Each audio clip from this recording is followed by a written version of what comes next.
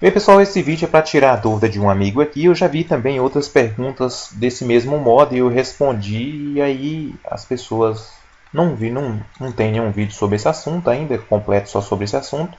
Continuam às vezes fazendo a mesma pergunta. Então ele pergunta o seguinte: por que em alguns lugares a rede fase-fase 220, feito de duas fases 127? Em outros lugares tem fase neutro 220. Eu já vi o pessoal até comentando aqui no canal. Ah, não existe fase e neutro ser 220. É fase-fase que é 220. Olha, existe o 220 bifásico, que é feito de duas fases 127. E existe o 220 monofásico, feito de uma só fase e um neutro. O monofásico, feito de uma fase e um neutro, 220, feito de fase neutro, é vindo de uma rede trifásica de 380.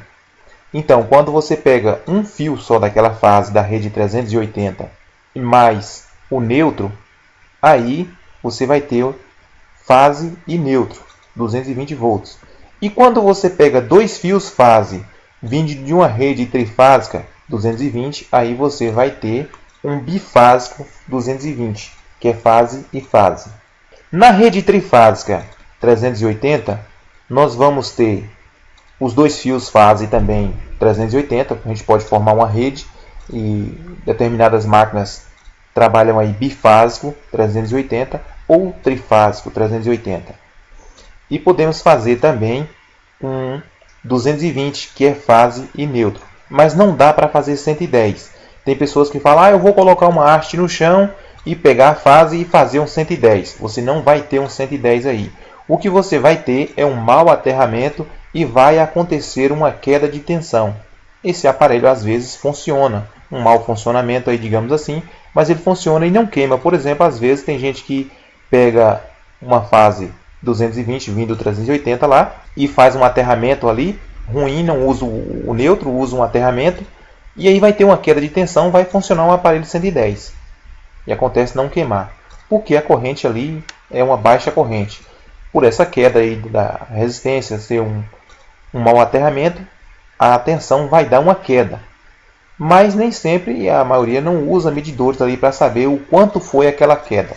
Essa queda pode ter um problema aí, por exemplo, aí choveu, vai melhorar o aterramento, o material úmido ali vai ter uma transferência melhor. Então é uma coisa, digamos assim, pode ser até inconveniente esse tipo de coisa que vai fazer aí, pode queimar, danificar o aparelho.